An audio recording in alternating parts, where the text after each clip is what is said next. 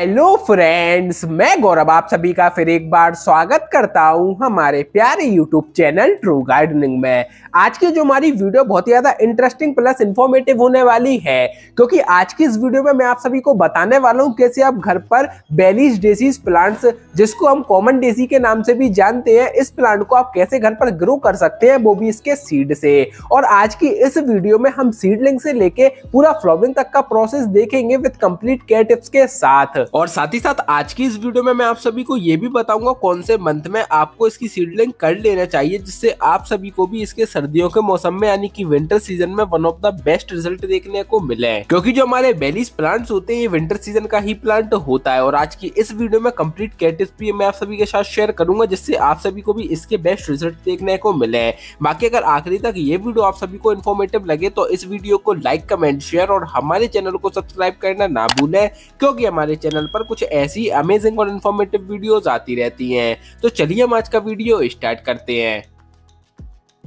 तो सबसे पहले अगर बेलीज प्लांट्स को उसके सीड से ग्रो करने के लिए सॉइल मीडिया की बात करें, उसमें आपको यूज करना है 50% रहेगी कोकोपीट यानी कि नारियल का बुरादा, 30% रहेगा वर्मी कंपोस्ट यानी कि केचुए की खाद और 20% रहेगी नॉर्मल गार्डन सॉइल। और साथ ही साथ आपको इसमें 1 चम्मच फंगीसाइड पाउडर ऐड कर लेना है, जिससे जो आपके सीड से फंगस फ्री रह सके। अगर आपके पास फंगीसाइड पाउडर अवेलेबल ना हो तो आप इसकी जगह टर्मरिक यानी कि हल्दी पाउडर का भी यूज कर सकते हैं, नो इशू। इसके बाद इन सबको आपको अच्छी तरीके से मिक्स कर लेना है और जो पॉटिंग सॉइल है बेलीज सीड्स को ग्रो करने के लिए वो यहाँ पर रेडी हो जाएगा।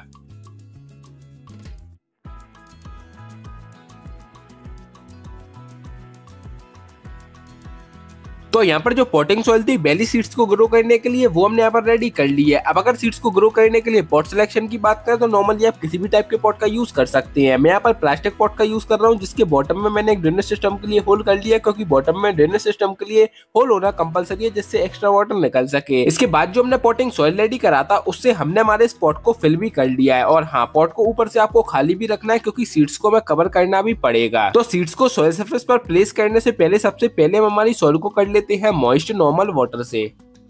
तो यहाँ पर जो सॉइल थी उसे हमने नॉर्मल वाटर से मॉइस्ट भी कर लिया है। इसके बाद ये हमारे बेलीज के सीड्स, आपको हमेशा ऑर्गेनिक गुड क्वालिटी के हाइब्रिड सीड्स को ही परचेस करना है। तो कुछ इस तरीके के हमारे बेलीज के सीड्स होते हैं। तो इन सीड्स को हम डायरेक्टली सॉइल सरफेस पर स्प्रिंकल नहीं करेंगे। सबसे पहले इन सीड्स में हम फंगीसाइड पाउडर ऐड कर लेंगे, जिससे जो हमारे सीड्स है फंगस फ्री रह सके। और सीड्स को अच्छी तरीके से फंगीसाइड पाउडर में ऐड करने के बाद डायरेक्टली हम इन सीड्स को सॉइल सरफेस पर स्प्रिंकल कर देंगे और डिस्टेंस पर आपको इन सीड्स को स्प्रिंकल करना है। सीड्स की ओवरलैपिंग नहीं होनी चाहिए।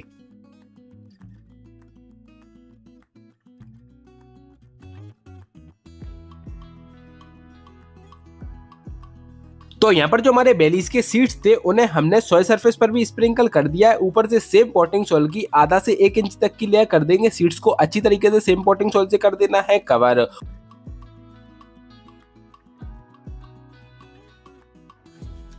तो यहाँ पर हमने सीड्स को ऊपर से सेम पॉटिंग सॉइल से कवर भी कर दिया था और साथ ही साथ इसकी वाटरिंग भी कर दी थी। इसके बाद इस पॉट को आपको ऐसी लोकेशन पर प्लेस कर देना है जहां इसे मॉर्निंग की 4 से 5 घंटे की डायरेक्ट सनलाइट की रोशनी मिल सके। अभी स्टार्टिंग फेज में सफिशिएंट है और डेली वाटरिंग का रखना है ख्याल। चलिए अब हम देखते हैं इसके सक्सेसफुल रिजल्ट।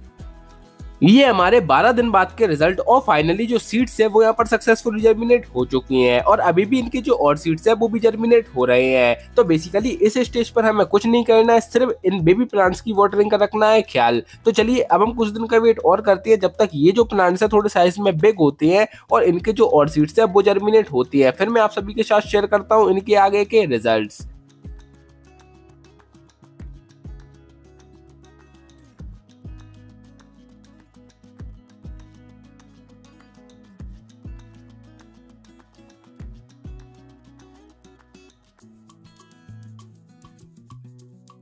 ये हमारे 55 डेज बाद के रिजल्ट और फाइनली अब जो हमारे बेलीज के प्लांट्स है ये ट्रांसप्लांटिंग के लिए रेडी हो चुके हैं। जब इनमें 5 से 6 ट्रू लीव्स आ जाए तो जो हमारे बेलीज प्लांट्स होते हैं ट्रांसप्लांटिंग के लिए रेडी हो जाते हैं।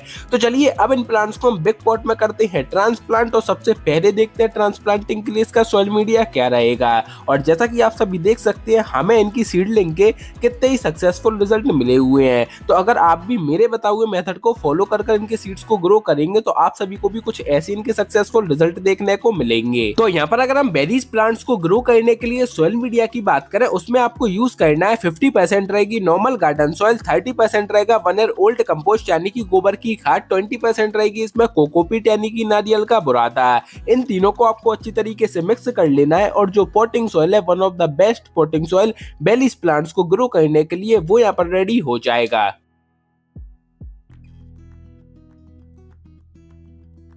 तो यहाँ पर जो सॉइल मीडिया था बेलीज प्लांट्स को ग्रो करने के लिए, वो हमने यहाँ पर रेडी कर लिया है। अब अगर प्लांट्स को ग्रो करने के लिए पॉट सिलेक्शन की बात करें, तो इन प्लांट्स को आप मीडियम साइज के पॉट्स में भी ग्रो कर सकते हैं, या जो लार्ज साइज के पॉट्स या कंटेनर्स होते हैं उनमें भी आप इनके प्लांट्स को ग्रो कर सकते हैं। आपको इनके सक्सेसफुल रिजल्ट देखने को मिलेंगे। मैं यहाँ पर ये जो मीडियम साइज का कंटेनर है, फूड क्रेट जिसे हम बोलते हैं, उसका यूज करने वाला हूँ, मीडियम साइज वाली, जिसे मैंने अंदर से प्लास्टिक पॉलिथीन से कवर कर दिया था और बॉटम में ड्रेनेज सिस्टम के लिए होल्स भी कर दिए थे। इसके बाद जो हमने पॉटिंग सॉइल रेडी करा था, उससे हमने हमारे इस कंटेनर को फिल भी कर लिया है। ये हमारे बेलीज के प्लांट्स जिन्हें हमने इनके सीड से ही ग्रो करा था। तो सिंपली किसी भी टूल की मदद से आप इनके प्लांट्स को निकाल लेंगे और रूट बॉल के साथ आपको इनके प्लांट्स को निकालना है। इनकी रूट्स को डैमेज नहीं करना है क्योंकि इनकी अभी सॉफ्ट रूट्स हैं। तो यहाँ पर हमने पहले बेलीज के प्लांट को निकाल लिया और जैसा कि आप सभी देख सकते हैं, हमारे प्लांट्स की ग्रोथ कितनी अच्छी चल रही है और साथ ही साथ इसकी जो रूट्स है वो भी कितनी अच्छी तरीके से डेवलप्ड हो चुकी है। इसी सेम तरीके से हम इसके पहले और प्लांट्स को निकाल लेते हैं।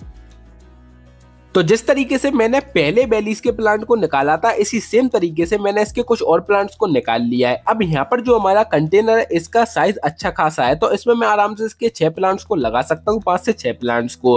अगर आप मीडियम साइज के पॉट्स का यूज कर रहे हैं तो उसमें भी आप इसके 2 प्लांट्स को लगा सकते हैं, लेकिन ज्यादा क्वांटिटी में आपको नहीं लगाना है मीडियम साइज के पॉट्स में, वरना फिर जो प्लांट्स की ग्रोथ है वो ज्यादा अच्छी नहीं हो पाएगी। जब हमारे प्लांट्स की ग्रोथ अच्छी नहीं होगी तो एट द एंड हमें जो रिजल्ट है यानी कि फ्लावरिंग, वो भी ज्यादा अच्छी देखने को नहीं मिल पाएगी। तो इन प्लांट्स को लगाने के लिए सिंपली आप सभी को क्या करना है, अपने प्लांट को लेना है और जो रूट वाला सेक्शन है उसी को अकेला आपको सॉइल के अंदर दबाना है और जहां से न्यू लीव्स आ रही हैं इस प्लांट की, उस वाले पोर्शन को आपको सॉइल के ऊपर ही रखना है, उसे आपको सॉइल के नीचे नहीं दबाना है। अब इसी सेम तरीके से जो हमारे और बेलीज के प्लांट्स हैं उन्हें भी मैं यहाँ पर लगा देता हूँ, जिस तरीके से यहाँ पर हमने हमारे पहले प्लांट को लगाया है। और हाँ, इन प्लांट्स के बीच में आपको डिस्टेंस मेंटेन कर रखना है, जिससे इंडिविजुअल प्लांट्स की जो रूट्स है वो अच्छी तरीके से फैल सके, क्योंकि जब हमारे प्लांट्स की रूट्स अच्छी तरीके से फैलेंगी तभी जाकर एट द एंड हमारा जो प्लांट है वो भी अच्छी तरीके से ग्रोथ कर पाएगा।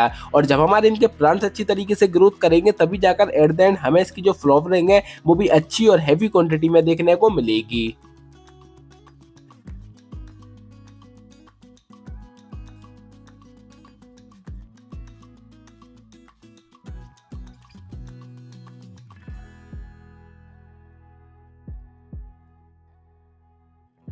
तो यहाँ पर हमने सारे ही बेलीज के प्लांट्स को लगा दिया और साथ ही साथ हाल मैंने इनकी वाटरिंग भी कर दिया, जिससे जो हमारे प्लांट्स हैं ये ट्रांसप्लांट शॉक से बच जाएं। इसके बाद इस कंटेनर को हम 2 से 3 दिनों के लिए शेडी एरिया में प्लेस कर देंगे, जिससे जो हमारे प्लांट्स हैं अपनी न्यू सॉइल में अच्छी तरीके से स्टेबल हो जाए। उसके बाद फिर हम इन्हें डायरेक्ट सनलाइट में कर देंगे प्लेस। चलिए अब हम देखते हैं इनके रिजल्ट। ये हमारे 103 दिन बाद के रिजल्ट और फाइनली यहाँ पर जैसा कि आप सभी देख सकते हैं हमारे प्लांट्स की ग्रोथ कितनी अच्छी चल रही है और साथ ही साथ अब हमारे प्लांट्स में से फ्लावर के बड्स और फ्लावरिंग भी आना स्टार्ट हो चुकी है। अब बात आती है इस प्लांट्स के लिए फर्टिलाइजर की। तो इन प्लांट्स में आपको हर 20 से 25 दिनों के गैप में ऑर्गेनिक फर्टिलाइजर की बात करें तो कंपोस्ट का यूज कर सकते हैं, या आप एनपीके का स्प्रे भी कर सकते हैं, जिससे आपके प्लांट्स को भरपूर मात्रा में न्यूट्रिएंट्स मिल पाए। बाकी इन प्लांट्स की कुछ ज्यादा केयर नहीं होती है, बस आपको इन्हें डायरेक्ट सनलाइट में ही प्लेस रहने देना है सर्दियों के मौसम में और इनकी वाटरिंग का रखना है ख्याल। ये है कुछ 121 दिन बाद के रिजल्ट और ये आप सभी के सामने हमारे प्लांट्स के फाइनल रिजल्ट और आप देख सकते हैं कितनी सक्सेसफुल हमें यहाँ पर इन प्लांट्स के रिजल्ट मिले हुए हैं। तो उम्मीद है फ्रेंड्स आज की ये वीडियो आप सभी को पसंद आई होगी और इन्फॉर्मेटिव लगी होगी। बाकी अगर आप सभी को कुछ डाउट हो तो नीचे कमेंट बॉक्स में कमेंट जरूर करिएगा, मैं उन सब सवालों का आंसर जरूर दूंगा। So thank you friends to see my YouTube channel true gardening. अगर आप सभी को ये वीडियो पसंद आई हो और इन्फॉर्मेटिव लगी हो तो इस वीडियो को लाइक, कमेंट, शेयर और हमारे चैनल को सब्सक्राइब करना ना भूलें।